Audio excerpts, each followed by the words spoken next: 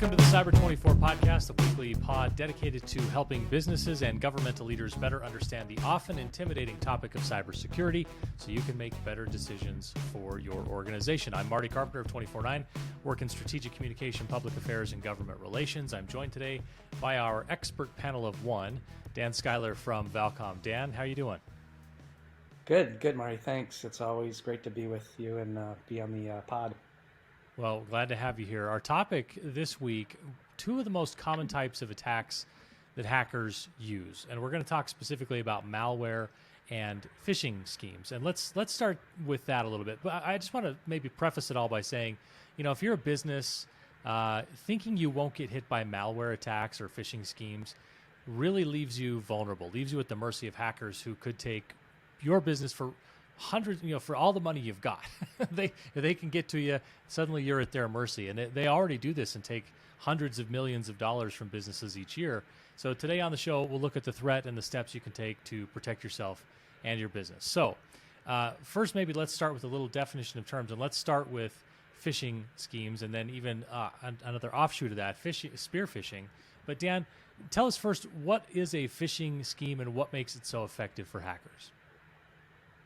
Well, a phishing email or a phishing attack is an attempt by a hacker to get you, the user, to provide confidential information, whether it's your login credentials, a bank account number, what have you. And a prime example, the most notorious and damaging phishing attacks right now include an attempt to launch a ransomware attack by taking advantage of weak or stolen credentials. So you'll get a phishing email.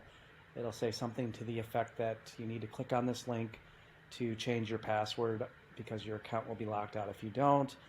The user clicks on the link, they provide their username and password, and now the hacker has access to their system, and then from that point on can traverse the user's account and look to compromise other accounts, look for other credentials, et cetera, et cetera. So to answer your question, a phishing email is an attempt to get confidential or private information from you. So Dan, how have phishing schemes and attacks evolved over the years? Or is it essentially the same as it was from day one? Are they growing more dangerous for businesses? So they've evolved in two ways. One, the frequency has increased exponentially because phishing emails can be generated automatically by the hackers.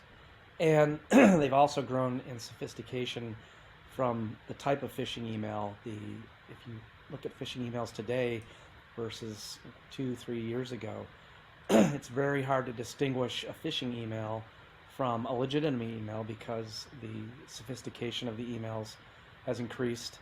And even really good cybersecurity experts will have a tough time distinguishing a legitimate email from a phishing email. So to answer your question, the frequency and the sophistication of the phishing emails has increased dramatically.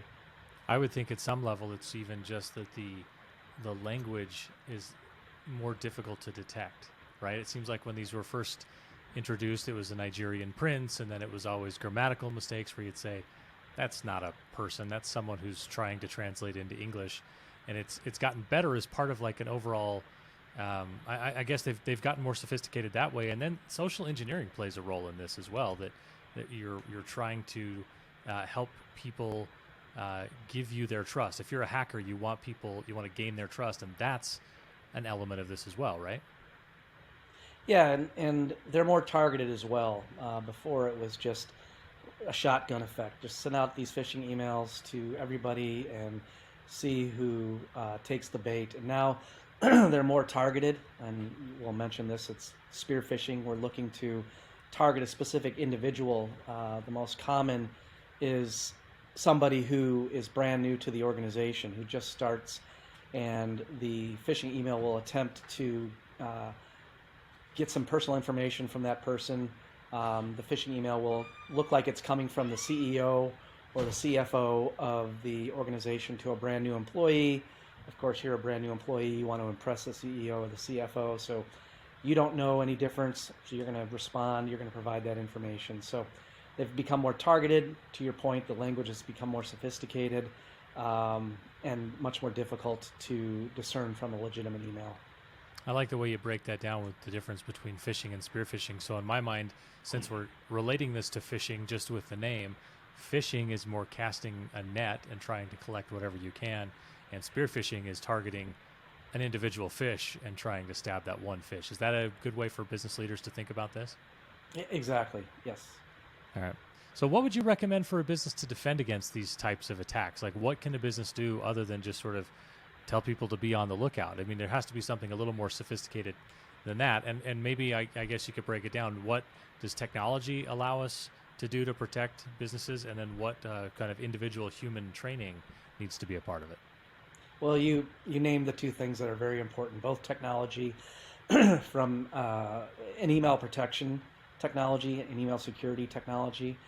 But the reason why phishing emails are so successful is because they are a component of social engineering. We've talked about this before.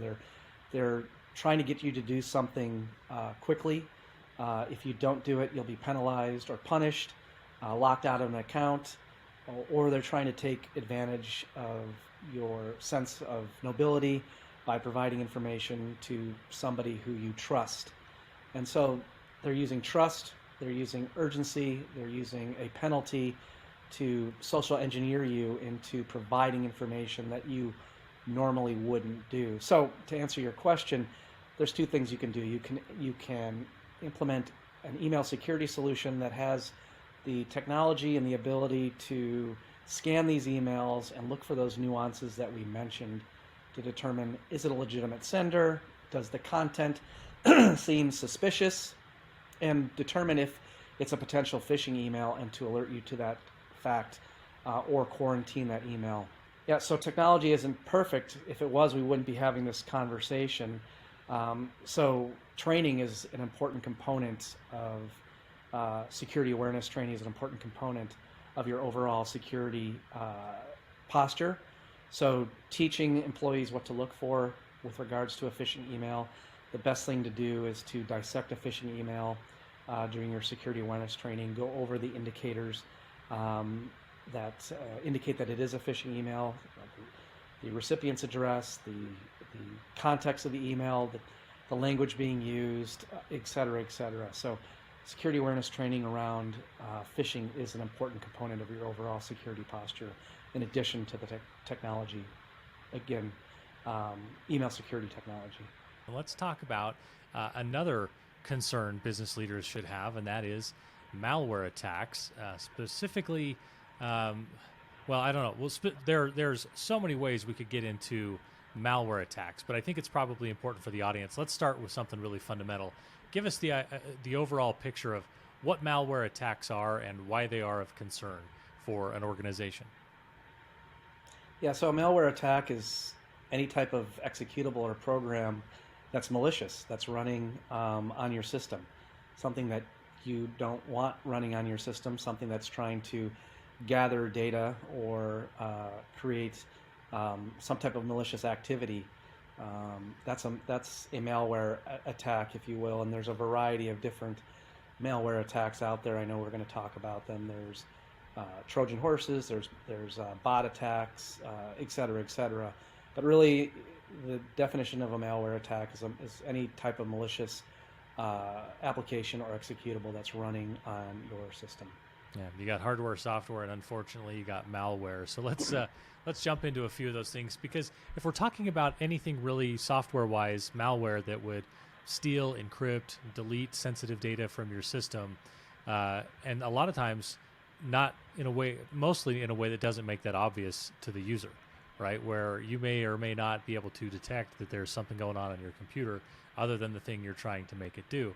So let's walk through a couple different kinds of malware. And I want to start with adware.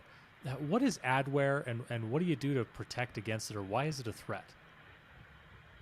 Well, it's a threat. I mean, it's benign in the fact that it's not really trying to do anything to compromise your system. It's gathering information about your browsing habits, the type of ads you click on, so it can solicit you with targeted ads depending on the websites you go to, et cetera, et cetera. And most web browsers have adware blocking built in, or you can download a plugin that will block the adware. And all next generation endpoint protection solutions have some sort of adware blocking as well, with regards to browser filters, et cetera, et cetera. So adware is fairly benign in the fact that it's not trying to compromise your system or do anything malicious other than target ads, look at your browsing habits, and get you to buy something that you probably won't normally buy. Can those ads at times take you or get you to click on something where you think you're buying something or learning more about a product, for example, but instead it's sort of the gateway to malware? Or malware being a broader term, but it's something more nefarious, I guess. Yeah, I mean, it's the gateway virus, if you will, to something more nefarious. You click on a piece of adware and it takes you to a website that's compromised, or you click on it and it launches an executable that then compromises your system. So yes, adware can lead to a more dangerous malware attack, yes. Yeah. How about bad bots? We hear a lot more about bots, and sometimes it's just something that's built on Twitter that automatically retweets something you say, or sometimes they put weird comments on a blog that are sort of in broken English, like we mentioned before. But what are we talking about with bad bots? What kind of threat is that, and what do we do about it?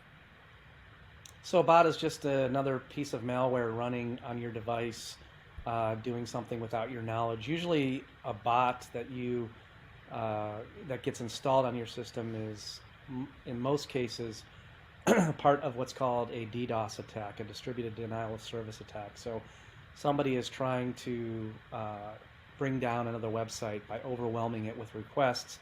And the way to do that is to launch a bot attack by using your computer and several thousand other computers by launching a bot attack against another website. That's usually the case of a bot attack, but they can be used for other methods as well. Interesting. We talk a lot about ransomware, so this is one that I think our audience is probably most familiar with. But for the sake of anyone who may be listening to this episode and just wondering, how does ransomware fit into the overall landscape of malware? So a ransomware attack is going to be the most damaging and the most nefarious, and right now, unfortunately, it's the number one attack that hackers are using because it's the most lucrative. Going back to just general malware and viruses, most next generation endpoint protection solutions will not only identify almost all malware variants, but will stop any malware attack and quarantine that attack. And most sophisticated malware is not signature based anymore. It's machine learning that's a more sophisticated version of malware, and ransomware being one of those. And so a ransomware attack basically it's basically hijacking your documents by encrypting those documents. Now, depending on the sophistication of the ransomware attack, it may be something as simple as just encrypting your documents and then asking you to pay the ransomware to get the decryption key.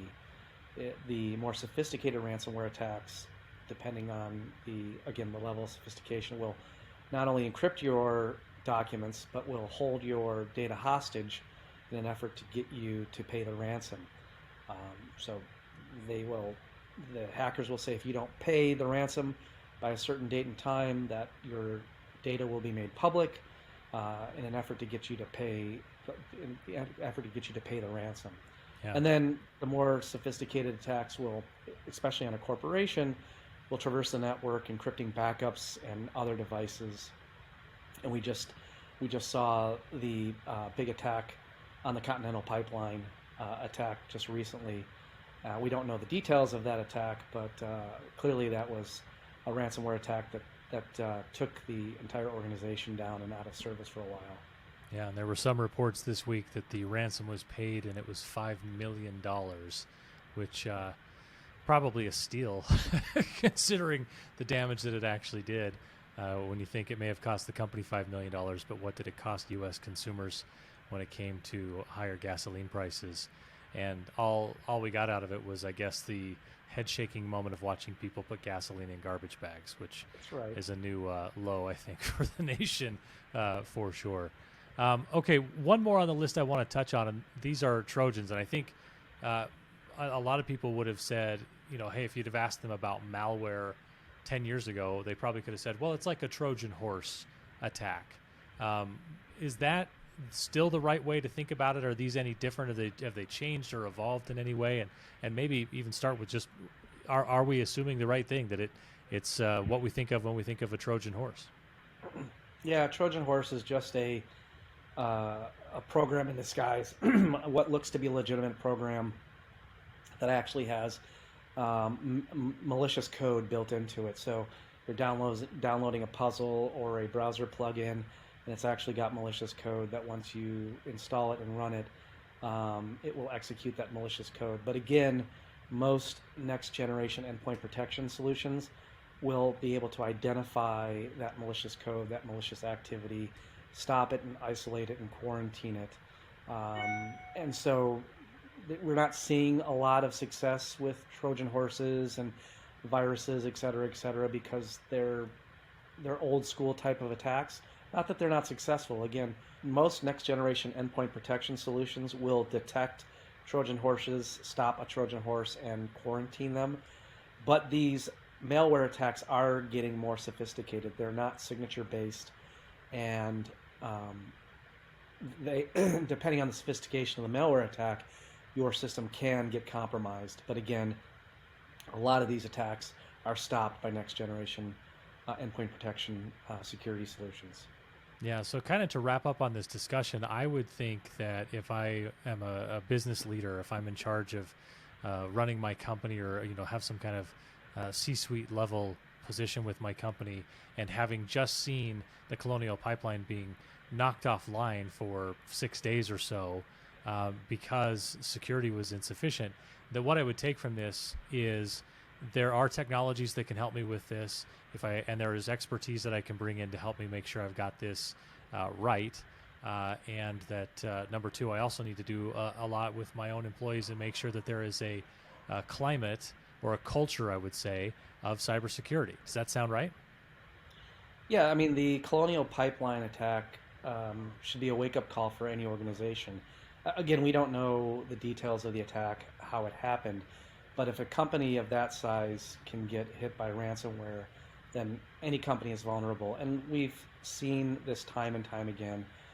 I've triaged over 6 different ransomware attacks in the last 2 months. And so again, ransomware attacks right now are the number one attack that hackers are using. They will continue to grow in number. The sophistication will continue to increase. And so if you're using just antivirus software, you have no protection.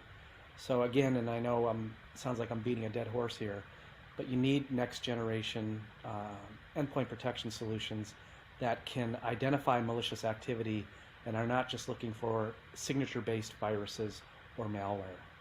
Yeah. Dan, as always, we thank you for your time and your expertise. And I don't know that anyone will be able to tell, but you're fighting through a bit of a head cold. And we appreciate you being a game day player to show up and still be part of the podcast despite feeling under the weather. That's the magic of video editing. You cut out all my coughs, so I appreciate it. Thank you so much. That's right. We'll do the very best we can, and maybe no one will ever know. Who knows? Yeah. Hey, as we wrap up for this episode, I want to thank our sponsors at Valcom. At Valcom, you get much more than a dedicated IT retailer.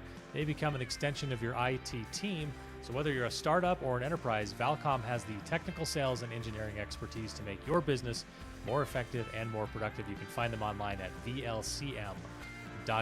I also want to thank our supporting partners, the Utah Department of Technology Services, the Kempsey Gardner Policy Institute, our friends at Secuvant, and the Utah Attorney General's Office, and the Utah Department of Public Safety. You can follow us on Twitter, by the way, at cyber24_, or you can follow us on Facebook. Hit us up in either place to let us know what you think, or if you have a topic you'd like us to discuss on a future episode, we're happy to do that as well. You can also rate and review the podcast on Apple Podcasts. Plus, check us out now on YouTube. Thanks, everyone, and stay safe online.